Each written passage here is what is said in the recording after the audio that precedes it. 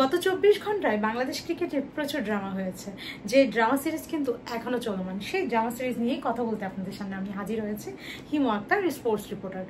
তো আমরা দেখেছি যে গত এক রাতের মধ্যে কিভাবে একজন বোর্ড প্রেসিডেন্টকে অপসারণ করা হয়েছে এবং আরেকজনকে মনোনয়ন দেওয়া হয়েছে। সেই সাথে যাকে মনোনয়ন দেওয়া হয়েছে তার মনোনয়ন কিন্তু অনলাইন একটা মিটিংয়ের মাধ্যমে পরিচালনা কমিটির যারা আছেন সদস্য সবার অনুমোদন নেওয়া হয়েছে। সেই সাথে তার রাস্তা, অর্থাৎ ক্রিকেট বোর্ডে তার সভাপতি হওয়ার যে রাস্তা, তা মোটামুটি ক্লিয়ার হওয়া হয়েছে। একটু সংক্ষেপে বলতে চাই। প্রথমত গতকালের আগের দিন, অর্থাৎ পরশু দিন, জাতীয় যুব ক্রীড়া মন্ত্রণালয়ের পক্ষ থেকে বিসিবি প্রধান, যিনি সদ্য সাবেক হয়েছেন, তাকে পদত্যাগ করতে বলা হয়েছে, কিন্তু তিনি পদত্যাগ করতে নারাজ ছিলেন। তিনি আপত্তি জানান। সেই আপত্তির পরিপ্রেক্ষিতে রাতে কিন্তু জোগাড় করা হয়েছে 8 জন পরিচালকের অনাস্থা জ্ঞাপন চিঠি। আমরা দেখেছি চিঠিতে প্রচুর পরিমাণ অভিযোগ উঠেছে ফারুক আহমেদের বিপক্ষে। সেই অভিযোগগুলোর ছোট্ট করে একটু বলতে ছিল। সবচেয়ে বড় অভিযোগ যেটা, সেটা হচ্ছে তার আধিপত্য। আমরা দেখেছি যে তিনি কিন্তু যেই দায়িত্বটা তার প্রথম ছিল, যে গঠনতন্ত্র সংশোধন করা, সেটা করতেও কিন্তু তিনি 5 মাস সময় নিয়েছেন। এছাড়া বোর্ডের যে লাভজনক যেই ব্যাপারগুলো, সেই ব্যাপারগুলোতে তিনি বেশি ইনভলভ ছিলেন। তাছাড়া ফান্ড ট্রান্সফার থেকে শুরু করে নানা অভিযোগ তার এগেনস্টে ছিল এবং শেষ পর্যন্ত তার পরিণতি হলো বরখাস্ত হওয়া দিয়ে। তো সব মিলিয়ে আমরা দেখেছি, যখন আপনি যাদেরকে নিয়ে কাজ করবেন, কাদের নিয়ে কাজ করবেন, অবশ্যই আপনার কলিগদের নিয়ে কাজ করবেন। সেই কলিগরা যদি আপনাকে না চায়, তাহলে তো সেখানে আপনার কাজের কোনো পরিবেশ থাকবে না, স্বাভাবিক। এবং তারাই হচ্ছে গিয়ে বিসিবিতে থাকা 9 জন পরিচালকের 8 জনই হচ্ছে অনাস্থা জ্ঞাপন করে চিঠি দিয়েছে যুব এবং ক্রীড়া মন্ত্রণালয়কে। শুধু তাই নয়, তারা অভিযোগ করে তার বিপক্ষে ওঠা অভিযোগগুলোর সুষ্ঠু তদন্তের আহ্বান জানিয়েছে যুব ক্রীড়া মন্ত্রণালয়কে। এই তো গেল এক ব্যাপার। দ্বিতীয় ব্যাপার হচ্ছে, ফারুক আহমেদ আইসিসিকে অভিযোগ করেছেন। তিনি জানিয়েছেন, রাতে কয়েকটি সংবাদ মাধ্যমে বলেছেন যে তিনি হচ্ছে আইসিসি 2-1 দিনের মধ্যেই হচ্ছে বাংলাদেশের এগেইনস্টে কিন্তু চিঠি দিবে অথবা কোনো ব্যবস্থা অ্যাকশন নিবে, এবং তিনি শ্রীলঙ্কা এবং জিম্বাবুয়ের যে নিষিদ্ধ হওয়ার যে ব্যাপারটা, সেটাও কিন্তু তুলে ধরেছেন।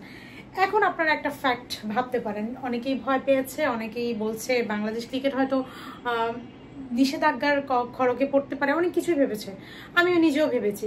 কিন্তু একটা ব্যাপার চিন্তা করবেন, বাংলাদেশ ক্রিকেটে যারা এই প্রসেসগুলো করছেন, তারা কি এত কাছাকাছ করছেন? অবশ্যই না। আপনাকে ভাবতে হবে, ফারুক আহমেদের জায়গায় যাকে প্রেসিডেন্ট হিসেবে আনা হচ্ছে, তিনি হচ্ছেন আমিনুল ইসলাম বুলবুল, যিনি কিন্তু আইসিসির একজন এমপ্লয়ি। তিনি আইসিসি থেকে গ্রিন সিগন্যাল পাওয়ার পরেই কিন্তু বাংলাদেশের দায়িত্ব নিতে এসেছেন। যখন তিনি বাংলাদেশের দায়িত্ব আইসিসি থেকে গ্রিন সিগন্যাল পাওয়ার পরেই এসেছেন, তখন কিন্তু আর সেখানে আইসিসি নিষেধাজ্ঞা আসতে পারে এমন কোনো ব্যাপার থাকতে পারে না। আপনি আরেকটা ব্যাপার, যদি আমরা আরেকটু পিছনে যাই, গত বছর 21শে আগস্টের আগে নাজমুল হাসান পাপন যখন আধারে চলে যান, অর্থাৎ তিনি যখন পদত্যাগ করেন, তখন ফারুক আহমেদ কিন্তু যেই প্রসেস দিয়ে আসছেন, ঠিক সেম প্রসেস এখন আমিনুল ইসলাম বুলবুলও আসছেন। তো তিনি যদি এই প্রসেস দিয়ে জাতীয় ক্রীড়া পরিষদের মনোনয়ন নিয়ে বোর্ডে আসতে পারেন, তাহলে আমিনুল ইসলাম কেন নয়? এখন আপনারা ভাবতে পারেন যে আইসিসির প্রধান হচ্ছেন জয় শাহ, তিনি বাংলাদেশের ক্রিকেটকে একটু কোণঠাসা করার জন্য এটা নিতেই পারেন। আপনি বলেন তো, তিনি এটা কেন নেবেন? একতে হচ্ছেন আমিনুল ইসলাম বুলবুল বাংলাদেশের আইসিসির একজন কর্মকর্তা। সেক্ষেত্রে তার উপর তিনি আইসিসির পারমিশন নিয়ে এসেছেন এবং তিনি স্বল্প সময়ের জন্য এসেছেন। সবকিছু ঠিকঠাক। তাহলে এখানে আইসিসির লাভটা কি? বাংলাদেশের ক্রিকেটকে কোণঠাসা করলে কি আইসিসির আদৌ কোনো লাভ আছে? যদি এটার উত্তর বলি, একদমই না। বাংলাদেশ ক্রিকেটে কিন্তু প্রচুর ফ্যান বেজ, এখানে কিন্তু প্রচুর মার্কেট, অনেক ফ্যান বেজের কারণে ওনারা চাইলেও বাংলাদেশ ক্রিকেটকে খুব একটা নিষেধাজ্ঞার খড়গ দেবে বলে আমার অন্তত মনে হয় না। আর যারা এই কাজটা করেছেন, যারা এই প্রসেসগুলো করছেন, আমিনুল ইসলামকে আনছেন এবং ফারুককে বাদ দিয়েছেন, এই প্রসেসগুলো যারা করেছেন, তারা কিন্তু আইসিসির সাথে যোগাযোগ করেছেন। এমন না যে আইসিসির সাথে তারা যোগাযোগ করেনি। তারা এমন কিছুই চাইবেন না যাতে দেশের ক্রিকেট নিষেধাজ্ঞার মুখে পড়ুক।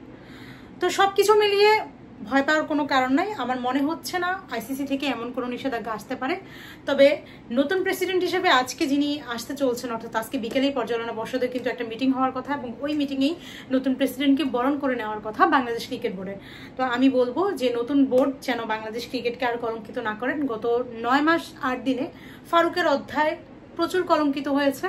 আমি জানি না কোন অভিযোগ সত্যি কোন অভিযোগ মিথ্যা, কিন্তু তার কলিগরা যখন 9 জনের মধ্যে 8 জনই এগেইনস্টে ভোট দেন, তখন মনে হচ্ছে যে যা কিছু রটে কিছু না কিছু তো বটে।